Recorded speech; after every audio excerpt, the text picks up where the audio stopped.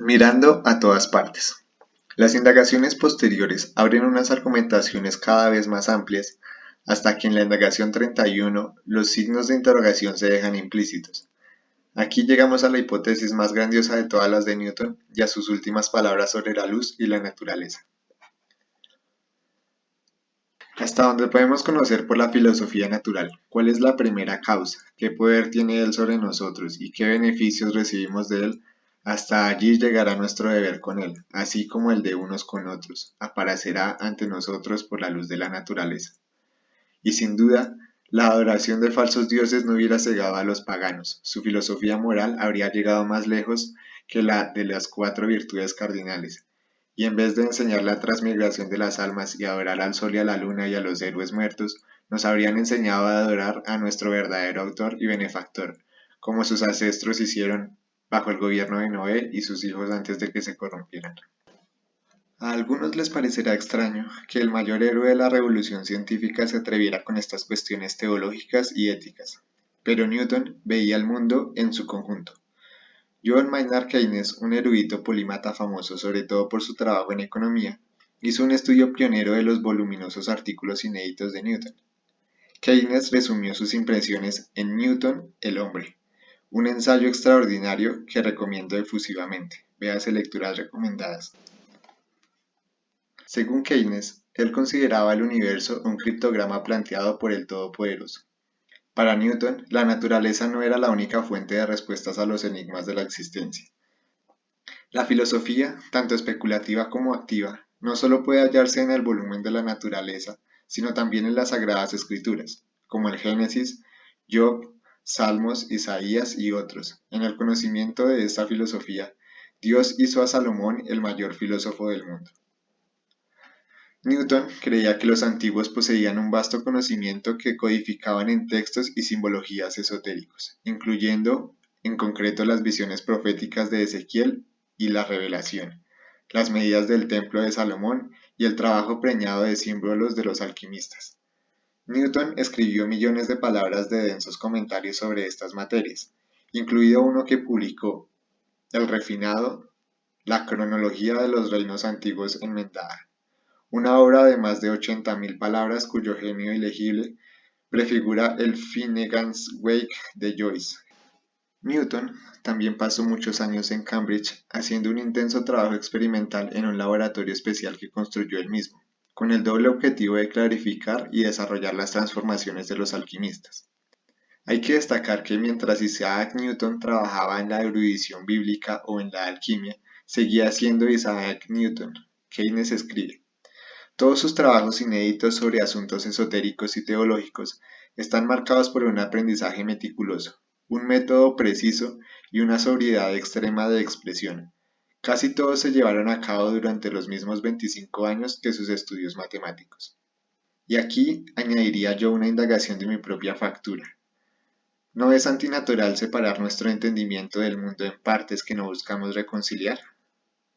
Es a esa indagación a la que este libro, para mí, responde. Apuntes de una biografía. Las hazañas de Isaac Newton plantean un reto a los partidarios de la eugenesia y a los teóricos de la educación infantil. Su padre, que también se llamaba Isaac, era un campesino terrateniente y letrado e inculto, aunque próspero, descrito como un hombre salvaje y extravagante.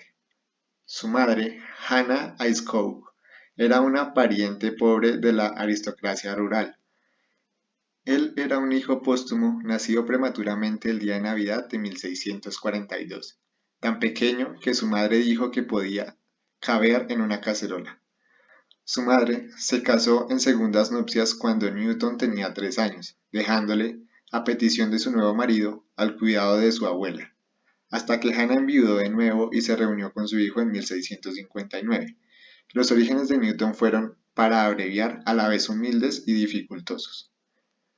Y por tanto hay una chispa de gracia divina en la curiosidad abarcadora, la creatividad y el sentido de la aventura intelectual que el joven Newton trajo a este mundo.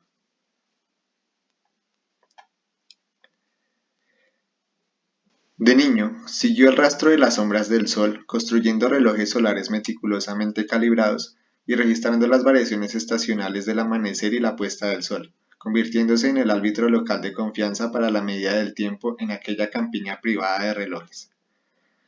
También construyó e hizo volar unas cometas complicadas y en una ocasión alarmó a los vecinos al adosarles unos faroles para hacerlas volar de noche, inspirando una precoz alerta por ovnis.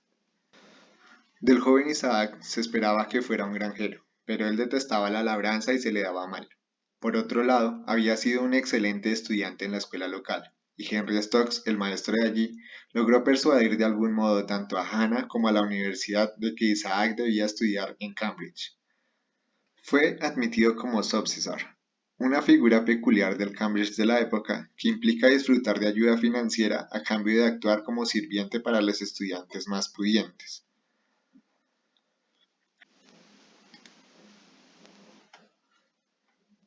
En los años 1665-1666 estalló un brote de peste bubónica en Inglaterra.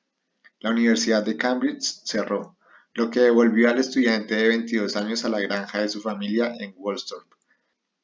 En ese periodo, Newton hizo descubrimientos rompedores en matemáticas, series infinitas y cálculo, mecánica, la idea de la gravedad universal y óptica, teoría de los colores, como él mismo describió. Todo esto ocurrió en los 2 años de la peste, 1665 y 1666, porque en aquellos días yo estaba en la edad de la plenitud para la invención y me interesaba en las matemáticas y la filosofía como lo he hecho desde entonces.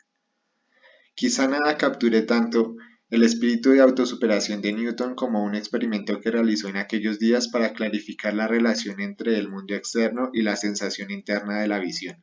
Aquí está su descripción, incluyendo tanto el texto como el dibujo que hizo. Figura 14.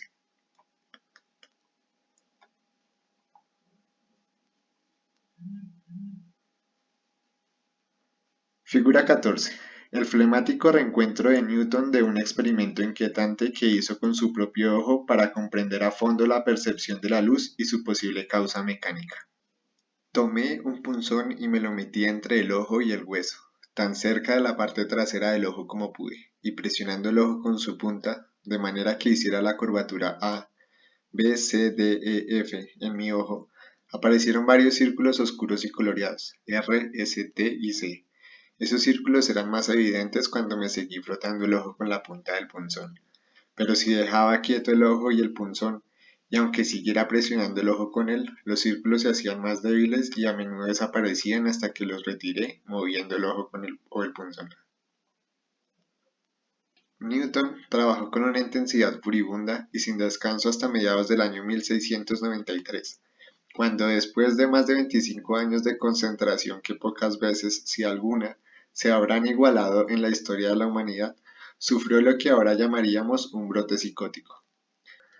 No podía dormir durante varios días seguidos, imaginaba que sus amigos estaban conspirando contra él y les escribía unas cartas vitriólicas, y padecía temblores, amnesia y una confusión generalizada. Newton se describió a sí mismo como sumamente preocupado por el embrollo en que estoy. No he comido ni dormido bien en los últimos 12 meses y he perdido mi antigua coherencia mental. Los síntomas persistieron aún varios meses y después remitieron de forma gradual. Es posible que el envenenamiento por mercurio, una consecuencia de su trabajo con este epítome de las sustancias alquímicas, tuviera parte de la culpa de su enfermedad. En 1694 dejó Cambridge para aceptar un puesto en la Real Casa de la Moneda en Londres. Sus preocupados amigos habían organizado lo que pensaron sería una sinecura para él allí, un empleo bien pagado y con poca tarea. Newton se volvió una persona mucho más normal, y durante los 25 años siguientes un funcionario muy eficaz, pero sus días de indagación furiosa se habían acabado. La evocadora imagen de la figura 15 es el único retrato de Newton que para mí parece expresar su espíritu y su poder. Se volvió canoso siendo aún muy joven.